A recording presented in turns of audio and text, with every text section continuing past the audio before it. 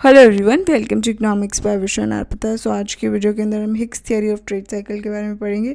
सो जो HR Hicks है उन्होंने एक्सप्लेन करा था ट्रेड साइकिल को अपनी बुक के अंदर, जिसका नाम था a contribution to the theory of trade cycle.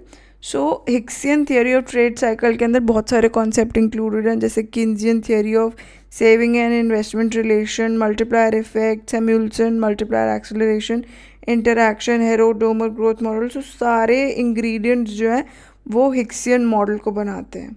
So useful concept जो है बहुत इंपॉर्टेंट रोल प्ले करते हैं हिक्सियन मॉडल के अंदर, जैसे warranted rate of growth, induced autonomous investment and the relation of multiplier और accelerator. All these concept are important part of the Hicksian model. So Hicksian model के अंदर कुछ assumptions ली गई हैं। फर्स्ट इज कि इसके अंदर अज्यूम किया गया कि जो इक्विलिब्रियम रेट ऑफ ग्रोथ है इकॉनमी के अंदर, वो तब रियलाइज हो जाए जब जो realized growth rate है that is equal to the natural growth rate, that is GR is equal to GN।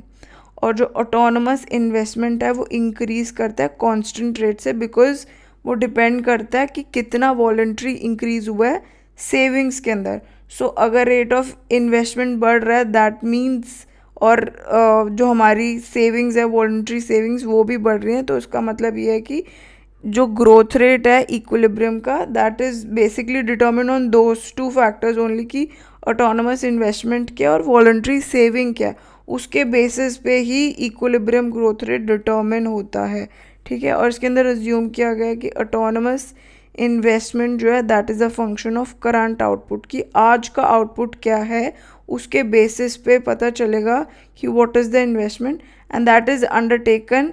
वो इसलिए लिया जाता है कि हम रिप्लेस कर सकें कि क्या जो वियर एंड टियर हो चुकी है उसको हटा के तो आज का आउटपुट लिया जाता है, that is on the basis of the current output. उसके बेसिस पे ऑटोनमस इन्वेस्टमेंट का पता चलता है कि what is the autonomous investment. ठीक है, डिराइव्ड इन्वेस्टमेंट इस मॉडल के अंदर वो कंसिडर कर जाती है as a function of change in the output, कि आउटपुट के अंदर कितना चेंज हुआ है उसके बेसिस पे डिराइव्ड इन्वेस्टमेंट पता चलती है कि अगर आउटपुट के अंदर चेंज हुआ है तो इन्वेस्टमेंट कितनी बढ़ी होगी और घटी होगी। ठीक है, सो चेंज अगर आउटपुट के अंदर होगा that lead to derived investment में भी चेंज दिखेगा।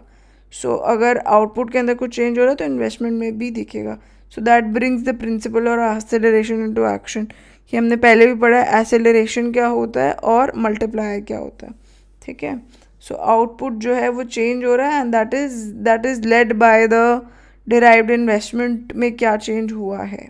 ठीक है, सो इसके अंदर ये चीज़ नोट करने वाली है कि जो हमारा एक्सेलरेशन का इंटरैक्शन है that is with the multiplier effect, and that is upon कि मल्टीप्लायर इफेक्ट के साथ इंटरैक्शन है that depends upon the income and consumption.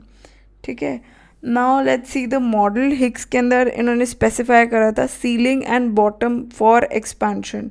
So ceiling जो है और बॉटम, सीलिंग यहाँ पे एक्सपेंशन या अपस्विंग की बात करी गई है और बॉटम मतलब डिप्रेशन एंड डाउनस्विंग की बात करी गई है। Ceiling on upward expansion that is impose by the scarcity कितनी है ऑफ एम्प्लॉयबल रिसोर्सेज, कि एम्प्लॉयबल रिसोर्सेज की कितनी स्कैसिटी है उतना ही मतलब अपवर्ड एक्सपेंशन हो सकती है। अगर रिसोर्सेज इतने ज़्यादा नहीं है तो कितनी अपवर्ड एक्सपेंशन होगी। सो अपवर्ड एक्सपेंशन डिपेंड करती है ऑन द कितने एम्प्लॉयबल रिसोर्सेज हैं। ठीक है, so with regard to the limit of कि कितनी डाउन स्विंग जाएगी, दैट इज़ उसकी कोई लिमिट स्पेसिफाइड नहीं है कि कितनी कॉन्ट्रैक्शन होगी, there is no direct limit नहीं है, बट हाउएवर इनडायरेक्ट लिमिट जो है वो इम्पोज कर जाते हैं by the accelerator principle of down swing के बेसिस पे इनडायरेक्ट लिमिट जो है दैट इज़ डिटर्मिन्ड। ठीक है, so now let's see the upward down swing and up और लोअर टर्निंग पॉइंट क्या होते हैं। सो जो अपस्विंग है साइकिल का ऑफ साइकिल इनकम, वो राइज करता है on the basis of the that is basically a result of the combined action, कितना हुआ एक्सेलरेटर और मल्टीप्लायर में कितना कंबाइंड एक्शन हो उसके बेसिस पे पता चलता है कि अपस्विंग कितना हुआ है। सो एक सुपर क्यूमुलेटिव प्रोसेस है ऑफ इनकम प्रोपोगेशन और investment expansion that is based on कि कितना इंटरैक्शन हो रहा है एक्सेलरेटर और मल्टीप्लायर का, and that is attend in the economy, that जिसे हम लेवरेज इफेक्ट भी बोलते हैं। ठीक है। सो अपस्विंग जो है वो चलता रहता है जब तक इकोनॉमी फुल एम्प्लॉयमेंट तक ना पहुंच जाए, जिसे हम सीलिंग पॉइंट भी बोलते हैं, तब तक चलती रहती है। बट एक बार सीलिंग टच होने के बाद साइकिल जो है वो डाउन स्विंग दिखने लगता है, उसमें टर्न दिखने लगता है। सो अपर टर्निंग पॉइंट जो है इनकम का, that is determined by the कितना रिसोर्सेज अवेलेबल है, जैसे पॉपुलेशन कितनी है, टेक्नोलॉजी क्या है, कैपिटल स्टॉक क्या है, उसके बेसिस पे अपर टर्निंग पॉइंट जो है वो डिटर्मिन होता है। ठीक है। सो जो प्रोसेस है एक्सपेंशन का वो हिट करता है अगेंस्ट द सीलिंग और फिर वो एक टर्न लेता है डाउनवर्ड, एंड इन कुछ केसेस के अंदर इंटरेक्शन होता है of the multiplier and accelerator, but वो अगर इतना स्ट्रॉन्ग नहीं है तो डाउन स्विंग जो है वो स्टार्ट होगा, बट मतलब सीलिंग टच होने से पहले डाउन स्विंग दिखने लग जाएगा। ठीक है। सो डिक्लाइन अगर होता है इन्वेस्टमेंट के अंदर in the down swing, so that also operates cumulatively, वो ऑपरेट करता है क्यूमुलेटिवली, बट डिक्लाइन वो इतना कंटिन्यू नहीं कर सकता, इन्फिनाइटली नीचे तक नहीं जा सकता, बिकॉज लोअर लिमिट जो है वो डिपेंड करती है ऑन द फैक्ट दैट कि ग्रॉस इन्वेस्टमेंट वो ज़ीरो से नीचे कभी नहीं जाएगा, इन्फिनाइटली लो नहीं जाएगा। ठीक है। सो लोअर लेवल जो है they are some essential and basic investment for replacing inventories or equipment before that becomes inevitable. So autonomous investment जो है वो असर्ट, उसकी assertion जो है वो स्टार्ट करती है खुद से, once more at this stage वो खुद से असर्ट करने लगता है, and higher than the amount of the disinvestment से भी ज़्यादा हो सकता है। बट जो इंक्रीमेंट है नेट इन्वेस्टमेंट का, दैट कॉजेज एन अपटर्न, की अपटर्न कितना हुआ of the aggregate income, and that takes the economy along the upward phase. ठीक है। वो अपवर्ड फेस की तरफ ले जाता है।